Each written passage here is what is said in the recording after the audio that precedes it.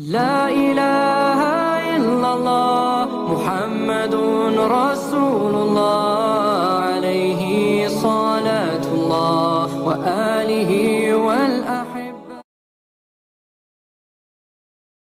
Assalamualaikum warahmatullahi wabarakatuh.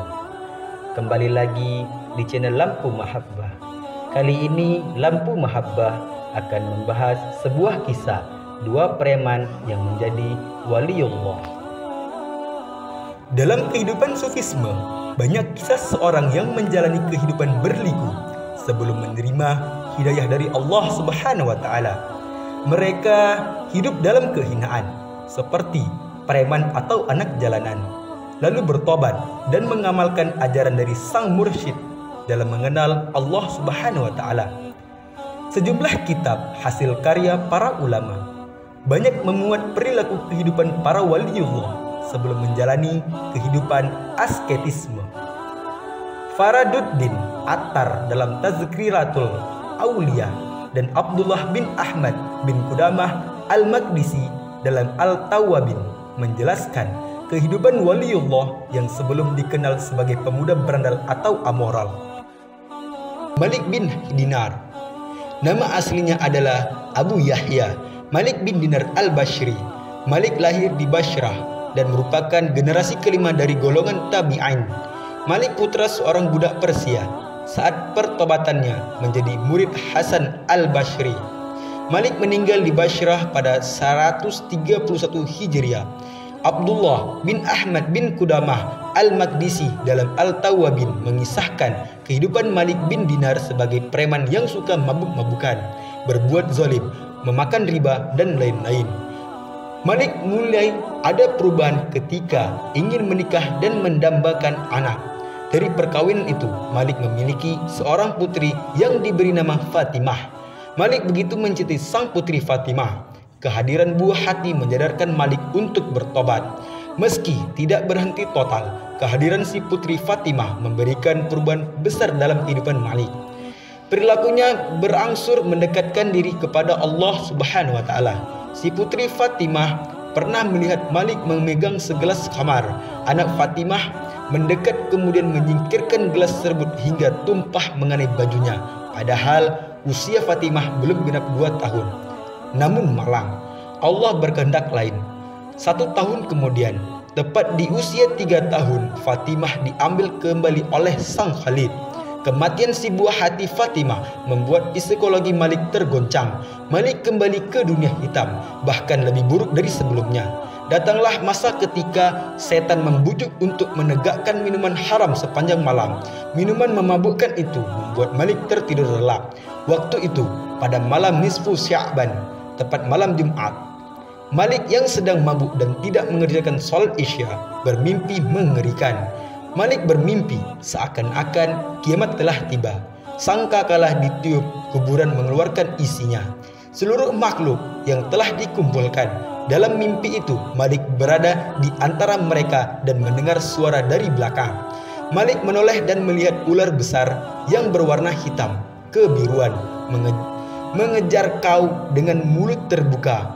Malik lari terbirit-birit karena ketakutan. Dalam mimpi itu Malik bertemu dengan seorang syekh berpakaian bersih dengan bau yang sangat harum.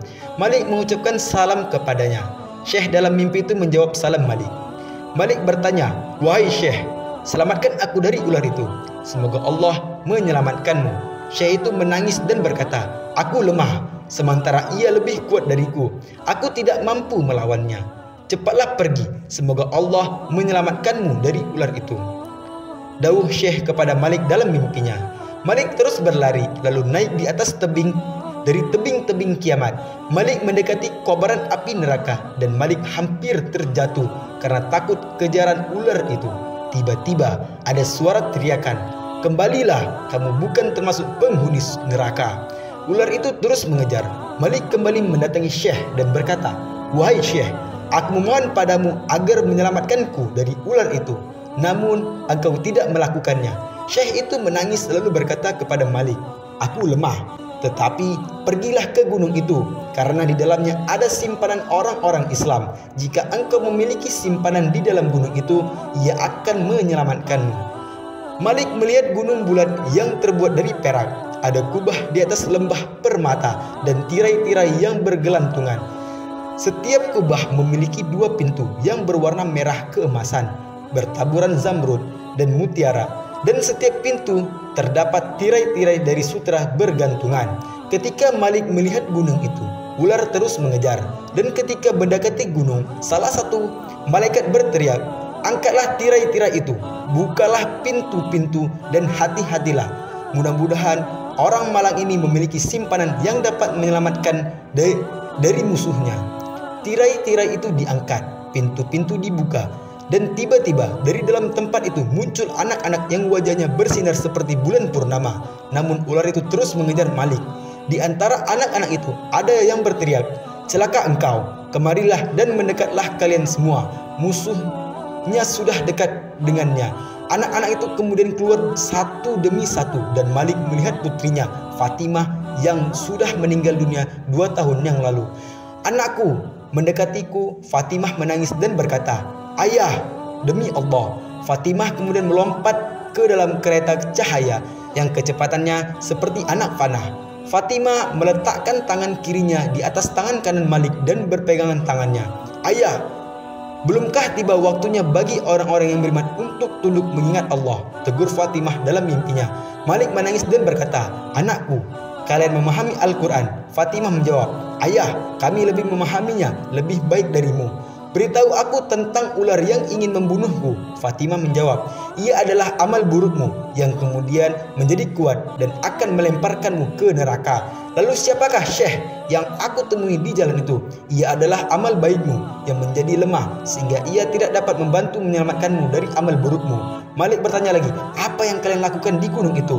"Kami adalah anak-anak orang Islam. Kami tinggal di sini sampai hari kiamat tiba. Kami menunggu kedatangan kalian dan akan memohonkan syafaat kepada kalian."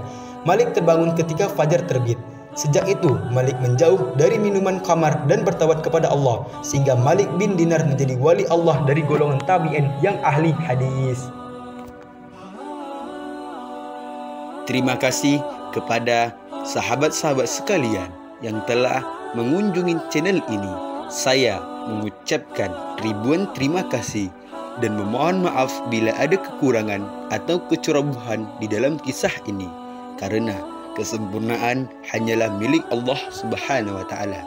Ayo, dukung channel ini supaya semakin berkembang dengan menekan tombol subscribe, like, dan nyalakan loncengnya supaya sahabat-sahabat tetap terus terupdate tentang kisah-kisah baru dari channel ini. Sekian dan terima kasih. Wassalamualaikum warahmatullahi wabarakatuh.